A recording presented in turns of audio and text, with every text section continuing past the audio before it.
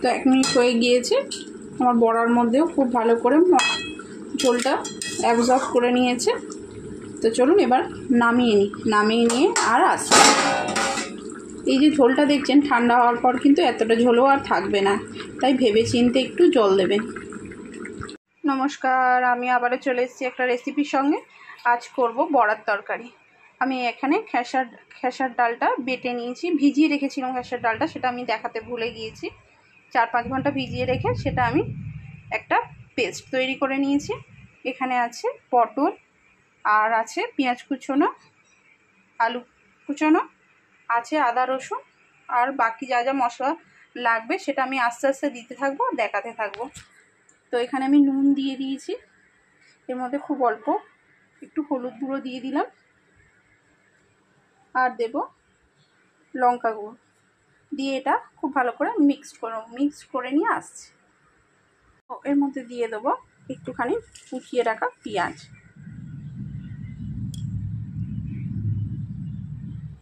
ভালো করে মিক্স করে নিয়েছি। তো চলুন বড়াগুলো আমি ভেজে নিই। তেলটাও গরম হয়ে গিয়েছে। এই যে তেলটা আমি অলরেডি গরম করতে বসিয়ে দিয়েছিলাম।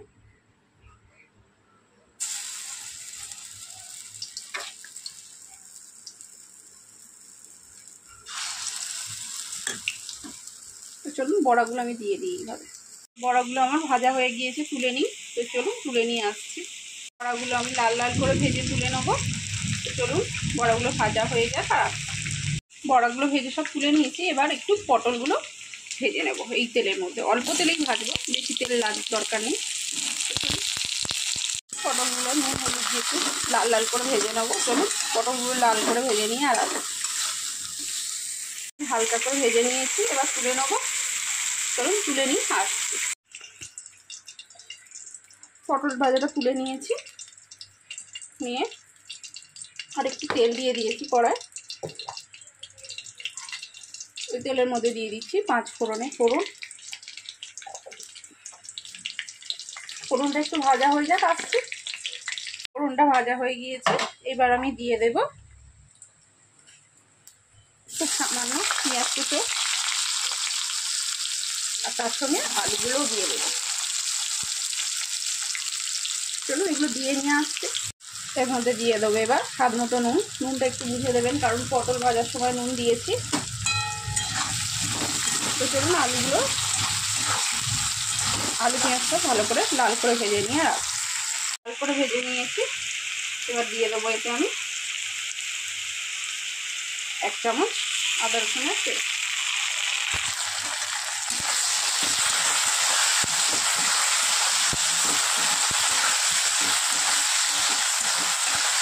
কাঁচা গন্ধটা চলে যাক আদা রসুনের, আসছি।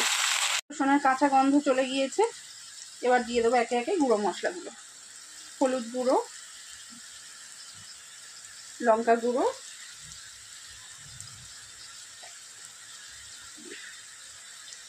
জিরে ধনে গুঁড়ো, আর দেব খুব সামান্য জল দিয়ে এবার এটা কষিয়ে নেব। তো চলুন এটা খুব ভালো করে কষিয়ে নিয়ে আর আসছি।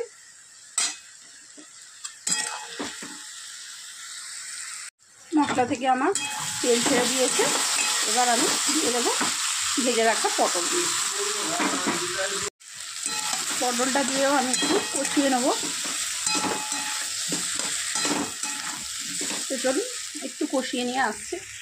পটলটা দিয়েও আমি কষিয়ে নিয়েছি। এবার দিয়ে দেবো জল। যে কোনো বড়ার তরকারিতে একটু জল বেশি করে দেবেন, না হলে বড়াটা জলটা টেনে নেবে, তখন শুকনো শুকনো লাগবে। চলুন আর একটু জল দেবো, মতো জল দিয়ে দিয়েছি আমি। তো চলুন এবার এটা ঢাকনা দিয়ে সিদ্ধ হতে দিই। ঢাকনাটা আমি খুলে নিয়েছি। এই যে আলু পটল দুটোই খুব ভালো করে সিদ্ধ হয়ে গিয়েছে। তো এবার আমি ভেজে রাখা বড়াগুলো দিয়ে দেব।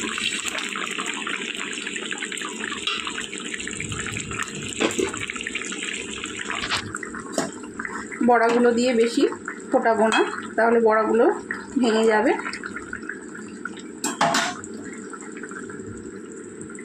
1 মিনিট মতো রান্না করে নেবো, নিয়ে আর আসছি। তো 1 মিনিট হয়ে গিয়েছে, আমার বড়ার মধ্যেও খুব ভালো করে ঝোলটা অ্যাবজর্ব করে নিয়েছে। তো চলুন এবার নামিয়ে নিয়ে আর আসছি।